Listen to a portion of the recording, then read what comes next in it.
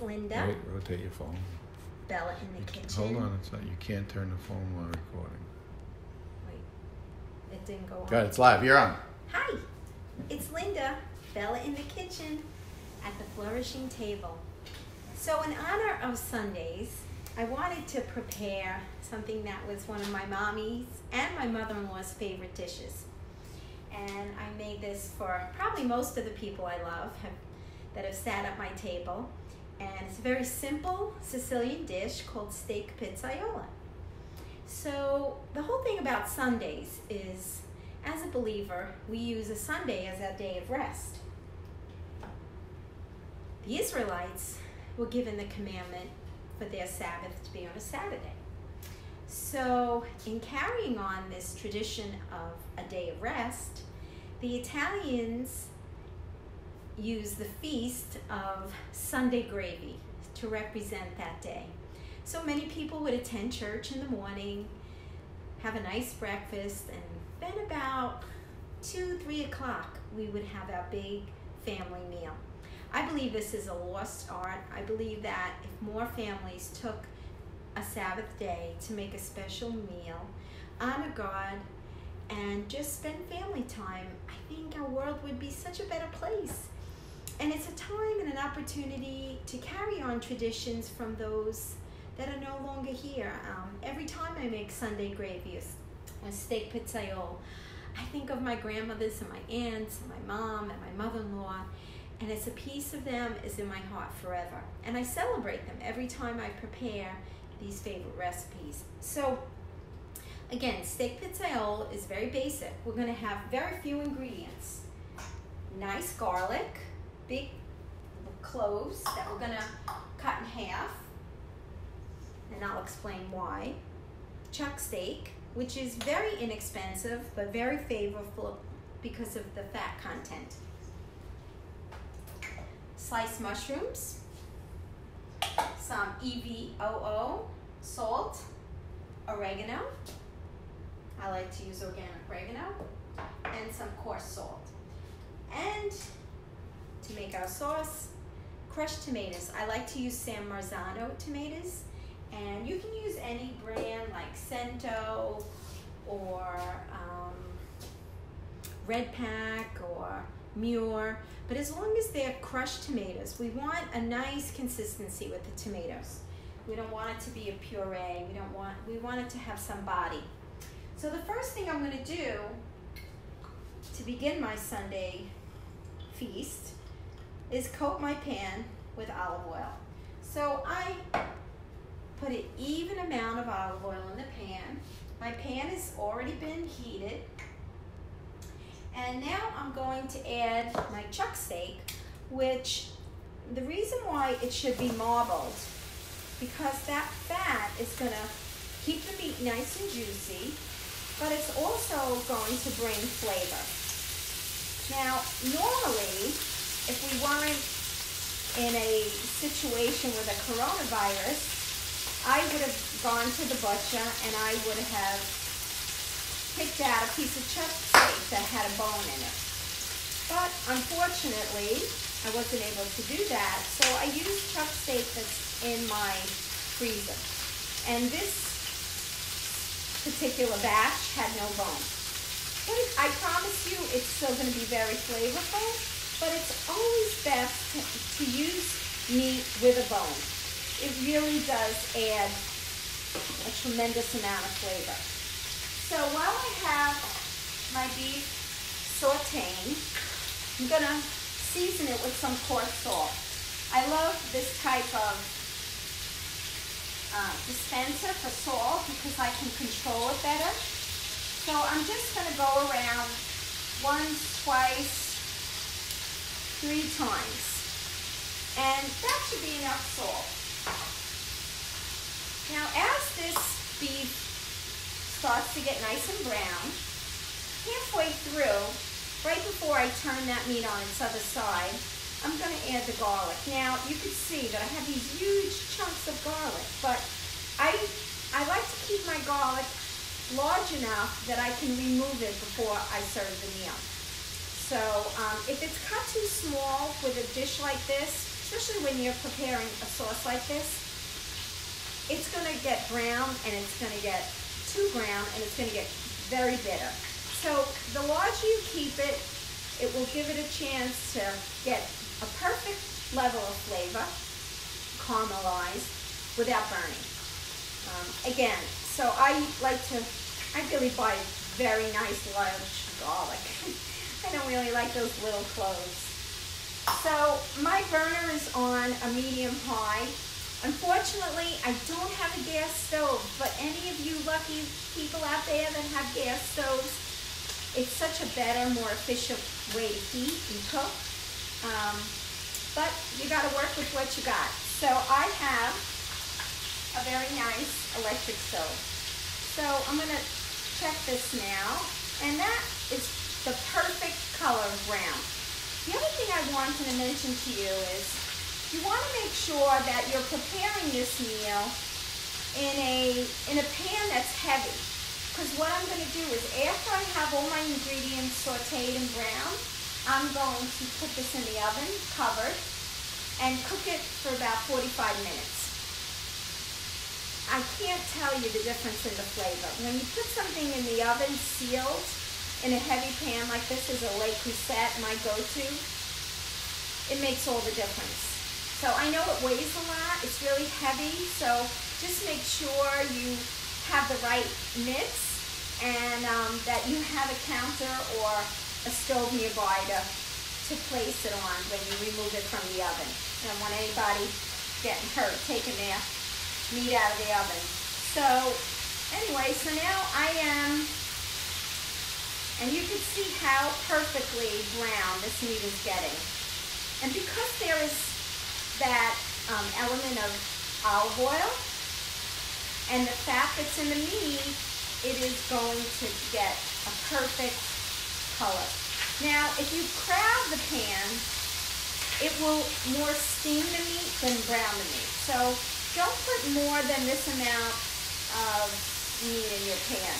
Now, if you have a large family, I would recommend doubling this recipe. But for me and my husband, this is more than enough. And like I always say, I love to give my leftovers to neighbors. I have a couple of young moms that having some leftovers of mine is really a blessing. I kind of text them and say, hey, would you like a little leftover steak pizziola? Because it's usually enough for their small family. And it blesses me to know that there's a mommy out there loving on them. So I'm going to add that garlic now. All the, I cut up about 5 cloves of garlic, 6 cloves. So now that is also in the pan. I hope you could see this.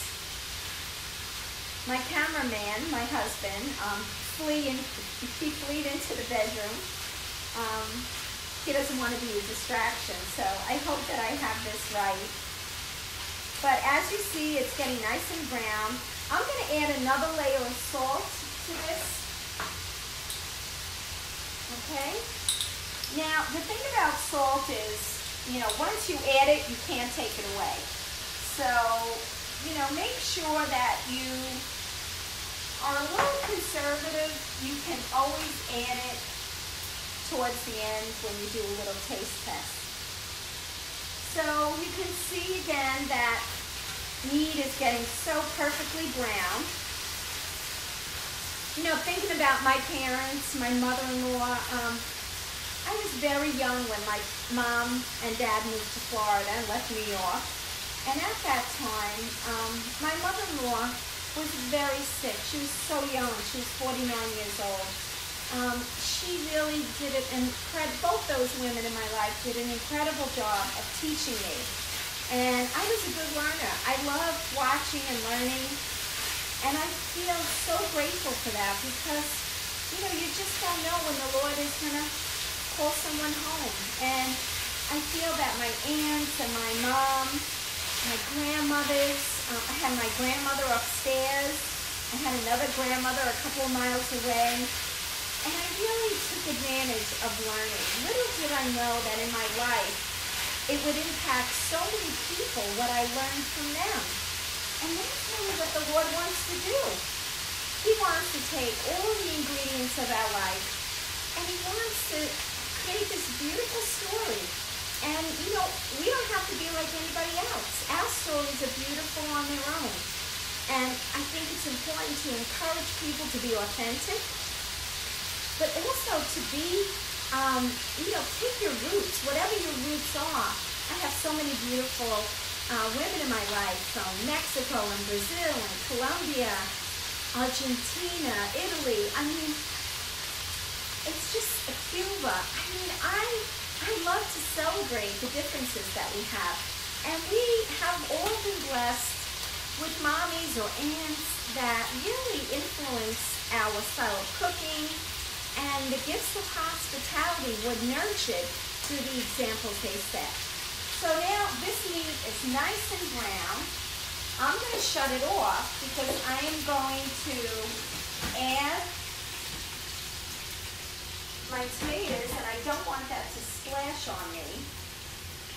So we'll let it cool down a minute so we don't have any overflow. And again, you can see a nice brown. We want to be careful to not over brown the garlic. I talked about that in my little description because garlic gets bitter if it gets overcooked. So we want it to have a color because that color actually it brings out the aroma of the garlic. It caramelizes, brings out the sugars, and it really brings such a rich flavor. I'm all about the layering of flavors. So, okay. Now I'm going to throw in my mushrooms. Now because I'm adding another ingredient, I'm going to season them as well with some salt. Not too much, but for everything I add, I have to add a little layer of salt, okay? But if you're not comfortable with that, don't worry, take it easy with the salt, because once you got it in, you can't get it out. And now I'm going to add those tomatoes, and you can see the thickness of these crushed tomatoes. And I like to use San Marzano tomatoes. There is just a depth of flavor and sweetness. There's a lot of tomatoes that are inexpensive, but they're not really going to have the same flavor. So, it's really worth that extra money. Now, as you can see, this was pretty simple, right? So I am going to add my oregano now. And it's about 2 tablespoons. Okay, so the oregano I like to use is fresh oregano. It's dried, but it's organic. And guess what? I got the wrong spice. That was turkey rub. I didn't have my glasses on. Oh boy, would that have been a disaster. Well, Bella does make some mistakes, but I was trying not to wear my glasses because the last time I looked a little funny. But I do have the oregano this time. Thank you, Lord, that I didn't throw that in the pot. That would have totally changed the flavor of my steak pizziola. So here again, I have Mexican oregano. And I like this Archer Farms brand that I get at Target. And they're very reasonable, the prices on their spices. And also Trader Joe's has a great line. Okay, well, I'm glad I didn't use that turkey rub. That's what live videos look like. So I'm going to cover this now, and I'm going to put it in my oven that I already preheated. And I have a convection oven. If you have a convection oven, I like to put it on roast, and that will bring the temperature up to 350. If you just have a regular standard oven, you're going to make sure you keep it in the middle rack, and you can put it on bake, your regular setting. Now, if your oven runs high, you can, when you check it, like I check it at about 20 minutes. You don't have to stir this. You don't have to do anything to it. But I do take the lid off and look at it. If I see that it's cooking too fast, I'll lower that temperature to 325. Okay, and that should take about 45 minutes, maybe an hour, depending on your oven. About 10 minutes before I take the meal out, the sauce and the meat, I'm going to start to cook my pasta. I like to use, Di Cecchio is a great imported pasta. I'm using spaghetti today, but you can use linguine. You can even use like a pappardelle noodle, which is my favorite. So really whatever's in the house. So again, chuck meat, some fresh crushed tomatoes, sliced mushrooms, oregano, olive oil, garlic. And you have yourself a wonderful, wonderful special dish that you may decide is going to be a tradition for your families on a Sunday. And like I said before, and starting, I talked about the Sabbath day, the day of rest. You know, it's a blessing to just have some quality time where we're not running around and we're enjoying Jesus, good food, and family. So God bless you, and have a great Sunday.